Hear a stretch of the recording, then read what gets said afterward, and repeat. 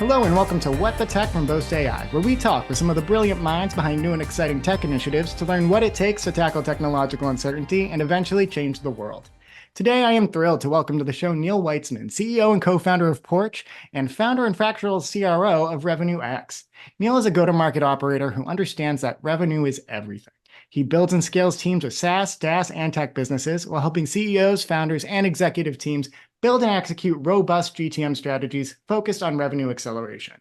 But Neil is also an entrepreneur who focuses on making an impact through the power of community. At PORCH, their mission is to help 1 million immigrant entrepreneurs succeed in Canada through community, helping level the playing field for immigrants by providing a curated, engaging, and safe place to build relationships, learn, and help each other grow. It's an amazing mission, and I'm thrilled to learn about his successes to date and what's in store for the future. So, without further ado, welcome to the show, Neil. Thank you very much, Paul. It's an honor to be here. And as you were describing who I was and everything, it sounded like a mouthful. I think I got to find a way to shorten that to make it sound a little easier to remember, because I'm not sure anyone will remember anything about that with me. Man, but thank you for having me. Absolutely. I try to cram the whole CV there in at the beginning, but I'd love to actually start off with you telling us from your perch, who is Neil? How did you get into the tech space and what brought you to where you're at today? I've grown up in the sales and marketing world, and more recently, and I guess the last half of my career has been very tech heavy. I started mostly in CPG and data, but now more so definitely on the tech and B2B SaaS side. In my fractional role, I have clients across different sectors, but I would say my bullseye has been B2B SaaS. So grew up in lots of different roles. I worked at Deloitte for a while. I worked in Canada. There's a company called Rogers, big telco, lots of different organizations. But I've been a full-time CRO. I've been a CMO. COVID hit, and lots of terrible things happened during COVID, of course. And I try to see the silver lining in some of them, which is difficult at times with things like that. But the good that came out of that for me was that I decided to become a fractional CRO, without sounding overly dramatic. I've never looked back. I love it. I'm very passionate about being a fractional CRO and what that means, and getting to work with lots of different companies and incredible CEOs where I learn from, and hopefully they're learning from me as well. And so that's what I do for a living, or that's what I do to feed my family, as they say. But one of the things that I'm excited to talk to you about today isn't just that, but really a organization that I founded with my son called PORCH. PORCH is, as you mentioned briefly, a community, an exclusive community for immigrant entrepreneurs coming to or in Canada or the USA. We've just essentially expanded and launched in the US as well. So I'm really excited about that. That's a mission-based initiative for us. It's been around for about a year and a half. It's going incredibly well. And there's all kinds of wonderful goodness coming out of that I'm excited to share and talk about, and excited to hopefully work with Boast in the future on that as well. Absolutely. I know we were talking about it a little bit before we hit record on this, but I just love how much simpatico there is between the mission that you have there at PORCH and what we're doing here at Boast. I keep almost saying Boast when I'm going to say PORCH even. Our names even sound alike. So putting that aside, I love also too that this is a family operation, and it was also one that came not necessarily in response to the pandemic, but from the opportunity, as you put it, that came about in the pandemic. I know we said leveling the playing field in your introduction, but that's a theme that constantly comes up when we're talking to folks who are kind of on the other side of taking that opportunity. I know personally, I work at Boast because I'm able to work from home. That's something I never did before until the pandemic came. And now I get to talk to innovative founders like you guys. But outside of all of that, could you tell me a little bit more about what makes PORCH unique among the many different kinds of communities that you'll see in Canada, in the US? I know, again, 1 million Canadians, and that's before you even think about, 1 million immigrants in Canada. That's before you even bring US into the equation. But what sets PORCH apart? Yeah, thanks. It's a great question. I'm going to try to say this without sounding very like I'm lecturing, because I get on my soapbox a lot when it comes to discussions on community. I feel like people use the word community in so many different ways, and the problem with the word is it does mean different things to different people. There's communities that are community as a business, like Porch, if you will. There's communities that their main purpose is a mission-driven purpose to be a community. And then there's quote unquote communities that are an extension of a brand. So for example, HubSpot, who I love HubSpot, I'm a big fan, and they have a HubSpot community. But the reality is that community is based around people who are fans and users of HubSpot. And of course, the purpose is to make HubSpot better and sell more of it and use it more. And that's okay. There's nothing wrong with that. But it's a very different community than what Porch is, or another mission-based community. We're not trying to sell a software or anything. We're just trying to bring people together in a community for the purpose of helping one another. There's no HubSpot. There's no other product we're selling. The product is the community.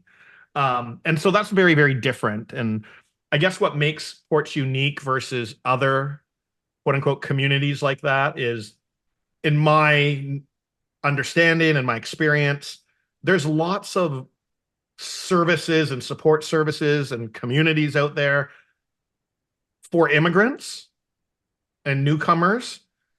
And there's a lot for entrepreneurs, startup founders. But there's a difference when you put those things together, a big difference. The challenges that an immigrant faces, the challenges that an entrepreneur face, they're hard enough, right? It's incredibly difficult to be an entrepreneur. Anyone who is one knows that. Complete respect to anyone who has founded a company and trying to build it. It's unbelievably difficult. We all know. Being an immigrant is significantly harder than not being an immigrant. The challenges that they face are unbelievable, sometimes completely unfair. In many cases, completely unfair and unreasonable. And putting those two things together, it's just the reality that an immigrant entrepreneur, it is exponentially more difficult to be successful than if you're not an immigrant entrepreneur. And a lot of that is just not right. And so we believed a community that is simply there to help one another, to answer questions, to provide support, to be there to listen, to be a friend, to bring in guest speakers. That is all the content, all the discussion is specific to being an immigrant entrepreneur and the challenges that they may face, can do a lot of wonderful things for people. And that was our theory. We went and researched if it would be helpful, and we built it. And it is working really, really, really well. And to my knowledge, there's no other community, again, proper community, not a marketplace. That's very different, but a real community that is simply there to, trying to get good people together to help one another, that exists like this. And we love it. We're just super passionate about it. That's so interesting. That's a really, really good point. Because I was trying to think of some parallels between other folks who we've had on the show. Like we've had Ilya from Van Hack on recently, for Sure. instance. And what he's doing, it's a community, but I think it's more in that almost HubSpot sense. Like it's very much about placing people in certain Exactly. jobs. We've also Exactly. talked to like Sean from the Outforce team too, like, and even Future Fit AI, Hamoon. A lot of those are more about matching people with Exactly. jobs. And they're all wonderful. Like I'm not trying to insult anyone. I mean, there's incredible products and services and people that are helping immigrants across the world. I'm not criticizing that at all. Yeah. I'm just saying the purpose of what they're doing is very different. Our only purpose is help one another to be more successful and be happy. That's what our product is, helping one another.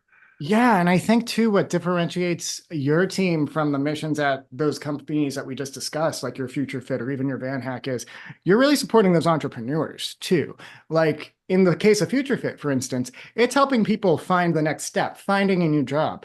You're helping people who have the big ideas, get those ideas off the ground and get access to the resources that they don't inherently have because of their immigrant status. I like that you put that together in terms of like, it's two different kinds of communities that you can access today, but you're the only one that combines them both. There's either that entrepreneurship one, and you might not be able to get past the gate if you're an immigrant, or just the communities about, hey, you're new to this country. Here's how you can make a home and make a living. But how do you actually have success? How do you have growth? How do you start a business that scales up? That kind of resource. and one of the, I mean, all the, you've mentioned a couple organizations that are well known, and um, and there's a lot of companies out there that do wonderful things. There's Mhm. also, sadly, a lot of companies out there that are maybe bad actors in the immigrant space and not doing such wonderful things. Mm. So people in Porch, one of the biggest benefits of being a member is we give each other trusted reviews and opinions and referrals, because people come into Porch and say, something as simple as, I need an accountant because the last two I had screwed me. And it happens, I hear it all the time. And anyone who works in the immigration space probably has. Um, and so we at Porch pride ourselves on only having partners that we use ourselves, that we know personally, and that we trust implicitly.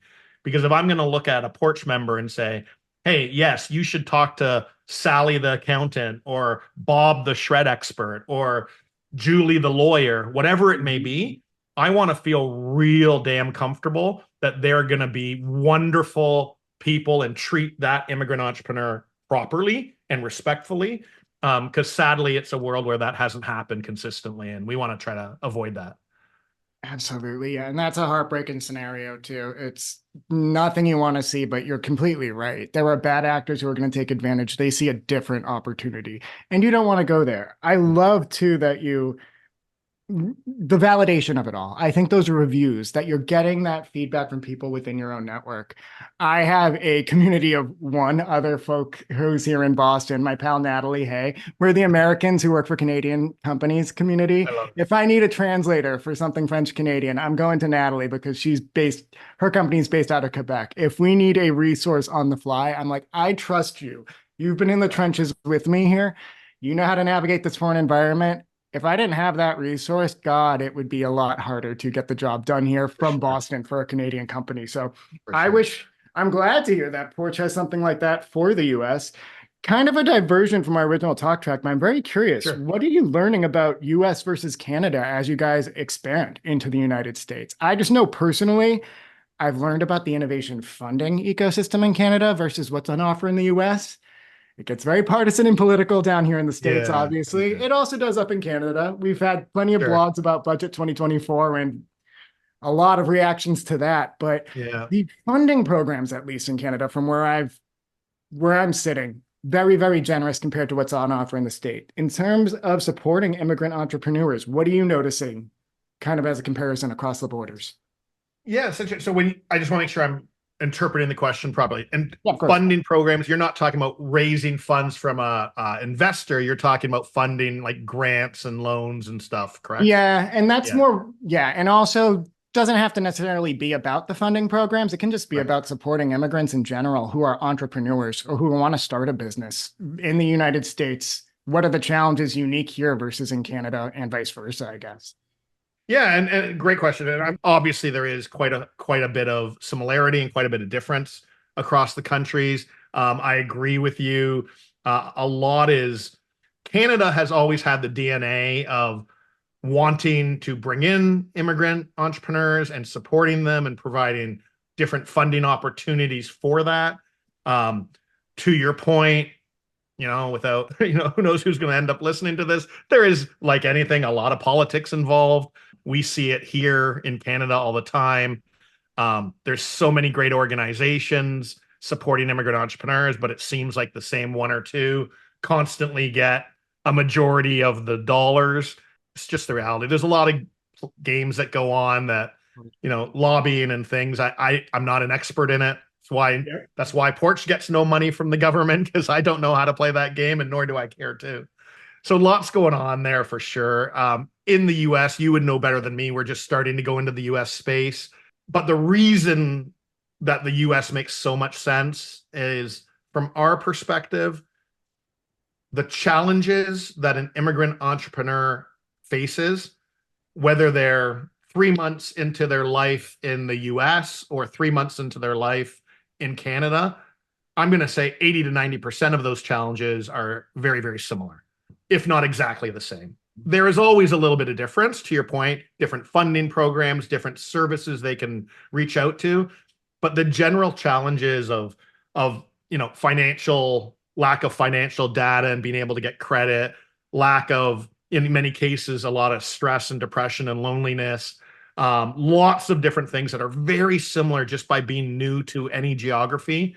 And in many cases, not knowing anyone or very few people and not knowing who to trust. And so as Porch was providing value and content to our Canadian immigrant entrepreneurs, it became very, very clear because we had a few American or a few of US based immigrant entrepreneurs who said, why are you not doing this for all my friends and colleagues across the US?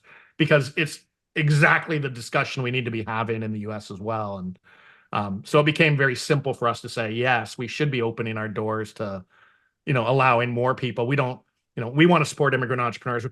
Listen, Canada and the US, as we know, are, great friends and hopefully will be forever and ever. So in many ways, there is no border there. It's just how do we help more people across North America? Yeah, actually, I really liked a point that you made earlier about just kind of your previous career. I guess going back to the pre-pandemic of it all, but you worked for some really big companies, and I almost kind of view the US as like a Deloitte in this conversation. This might be a Sure. flawed analogy, but and the Canadian entrepreneurial spirit, I feel like is just more of that hungry, thirsty startup spirit. I know that in the US, and this is purely anecdotal, focus on the coasts, but also just like it's just huge. It is a huge market. And Canada, I think, benefits from having a little bit of an underdog mentality, even if they are actually leading the charge on Well, innovation, it's especially in areas of like quantum and AI and just what's happening outside of Toronto. Like it's we can't hold a interesting candle to you that. it's interesting you say that, Paul, because I think the majority of people would say the opposite in Canada. I think the majority of people, especially on the investor side, would say Canadians should be more like American entrepreneurs, a little more aggressive and ambitious. And of course, these are very general statements. Anyone listening, Totally. we're not talking about you necessarily, but very Yep. general statements. I think on average, the average Canadian entrepreneur, business person should be a little more like the average American business person. And that's the same for, early stage entrepreneurs. And I think I've heard and have talked to many, many investors who say that. Yeah. So it's interesting that your perspective is a little different. Now, AI and quantum, yeah, there's a big hotspot in Toronto and Canada around that, and I think Canada's leading in that space in many ways. But yeah, I mean, Canada's always got a bit of a complex around our big brother in the US there, Yep. or at least some Canadians do. So we're always trying to catch up and be part of that economy as well. Absolutely. Yeah. And I think I come from a unique position here too, because my exposure to the Canadian ecosystem, it's those folks who are getting crafty with their funding strategies. It's those folks Oh, who are really, really, I think, embracing that, I guess we could say American spirit in terms of just the entrepreneurship, but it just seems so uniquely Canadian too, just because of, again, I got to shout out the Shred funding. I got to shout out the innovation funding programs on offer here that Boast can help for you sure. get.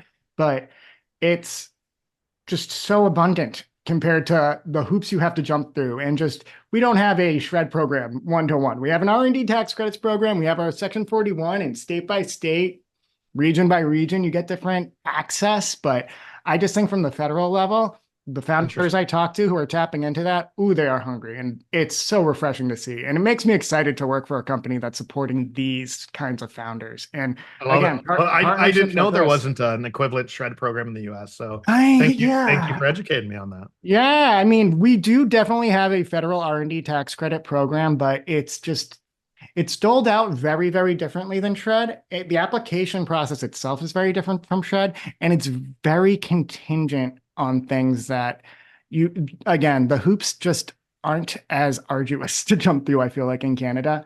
And again, here's the Boast plug. We make it easier no matter where Right, you are. If for you're in the sure. US or in Canada, we'll get you your R&D tax credits, but Most most Canadians would laugh listening to you saying that the hoop jumping, because in Canada we feel like almost everything that goes through the federal government is a billion hoops to jump through.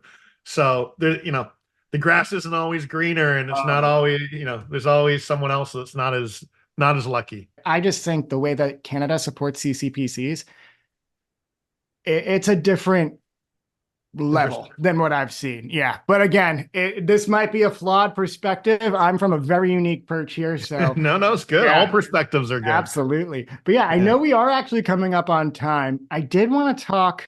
We were chatting before the call that we're both going to be at Collision Conference. Yeah. That's happening in about 2 weeks. It'll already have happened by the time we do this podcast, but I do want to talk about the Canadian just ecosystem a little bit more and the state of startups, the state of tech even, and some of the businesses that we're going to be seeing at Collision Conference.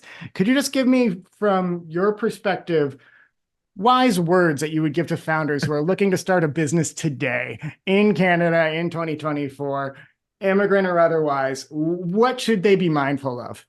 So if you were an immigrant entrepreneur and starting a business in Canada or the US for that matter, I think one of the key things I would, if I was your coach or your advisor, I would be very adamant about you being very specific and thoughtful about your brand, how you represent yourself physically and digitally. If you're in the B2B world, then, LinkedIn obviously comes to mind right away. What are you doing there? How are you building a brand for yourself? I feel like for all its huge popularity, for example, and let's use the word LinkedIn in place of helping to build your brand, for all its popularity, and, those of us who are involved in the world of LinkedIn to help us in our business and build our brand, we know it very well. But I still believe that, I don't know, 80% of immigrant entrepreneurs are not focused on it in the right way or leveraging it to its capabilities to help them build their business. They usually go right to, or many of them go right to, like a cold email strategy as their defining way to get their first clients, and using content and brand building strategies come way later. And as I say that, that's probably true for a lot of early stage founders, not just immigrant entrepreneurs, that's for sure. But I do see that as a theme, even in Porch. We talk about that a lot, about the importance of building your brand, using platforms like LinkedIn and other, as opposed to just going right to cold emails. So that would be one thing I would call out as an important strategy. But I know we're at time, so I'll be quiet. Oh yeah, no, no, no. I actually, Neil, I love that you made that shout out, not just because I'm the head of content here at Boast, but that's literally how Boast got their name. Our founder, Lloyd, he's with the company in a larger level now, but he's not our active CEO anymore. He built the Traction podcast, then built the Traction community out of that. And all of that was a side project associated with Boast. That was in lieu of us having a formal marketing team when the company first started. And look at us now. He was able to exit the business and we're doing great. And we're having chats with partners like you guys. And I'm trying to keep that torch going with the What the Tech podcast and all the work that we're doing. But I couldn't agree more, endorse or underline everything that you just said there. I think that's invaluable for immigrants and entrepreneurs in general. But Neil, this was an absolute pleasure. Sounds good. I appreciate it, Paul. Thanks, man. Thanks a ton. Talk soon.